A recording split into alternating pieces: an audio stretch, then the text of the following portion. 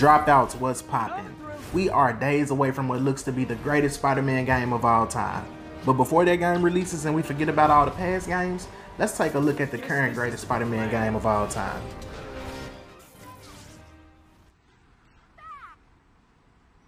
Nah, this ain't it, Chief.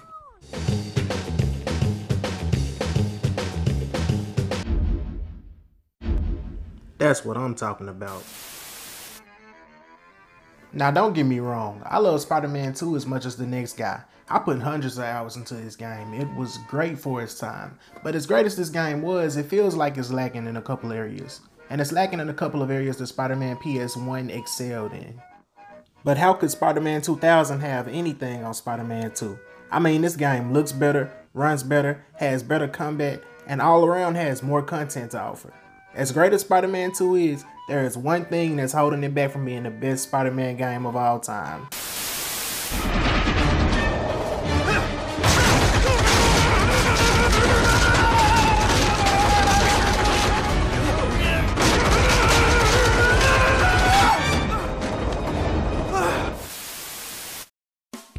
When it comes to gaming, it's scientifically proven that movie tie-ins are trash, but Spider-Man 2 breaks the mold.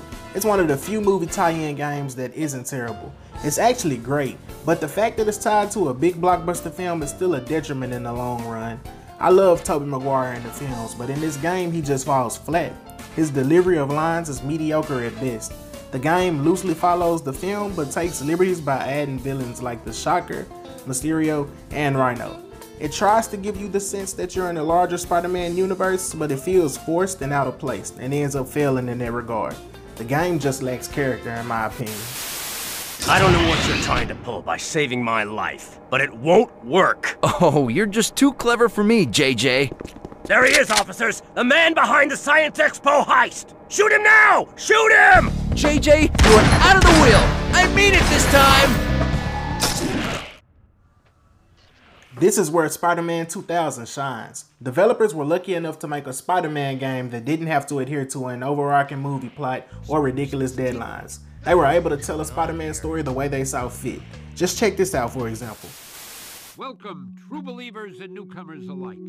Spider-Man co-creator Stan Lee here. Once again, we find our hero Peter Parker, better known around the world as the Amazing Spider-Man, in a heap of trouble. But this is just the beginning, Spidey fans. So get ready for a true superhero action thriller, packed to the brim with thrills and chills, twists and turns, more supervillains than you can shake a web at, and of course, non-stop web-slinging, wall-crawling action. It's a Spider-Man story, yet the first thing you see when you start the game is the Baxter Building. This is intentional. From the moment you start the game, you feel the sense that Spidey belongs to a broader Marvel universe. From the Stan Lee intro to the Black Cat briefing you on what's happening, it all just feels organic. Releasing in the year 2000, this was Spidey's first time in 3D, and in my opinion, they nailed it.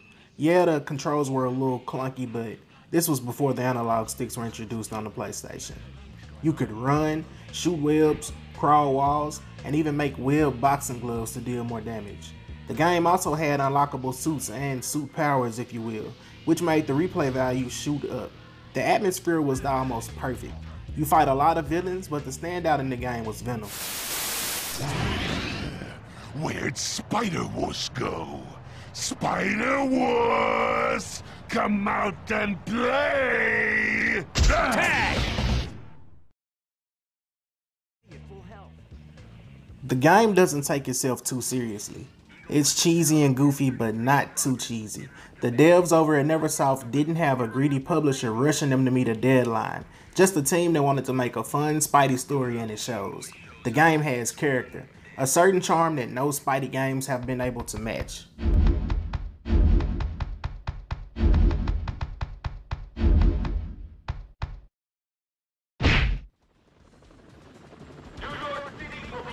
I'm really showing my age here, but I have fond memories of renting this game from Blockbuster every other week until my dad finally caved in and bought it for me.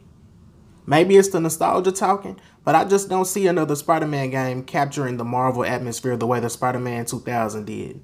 Marvel Spider-Man probably won't have that level of charm either, but that's fine. I fully expect it to blow the previously 2 mentioned games out of the water. But let me know what you think. Am I blinded by nostalgia? Was Spider-Man 2 a better game? Are you looking forward to Marvel Spider-Man? Hit the comments and let me know down below. But as always, y'all be good, be blessed, later. Well, that's my story, Johnny. Looks like you're in a lot of trouble. You'll find Venom. But how? Venom is invisible to my spider sense. Knowing your luck, Venom will find you. Have faith, Spidey.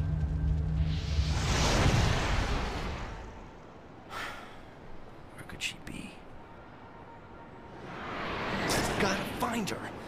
Got no choice. Where? What a wuss. Hey, wanna race? Parker hates it when I get the drop on him. I hate it when he gets the drop on me.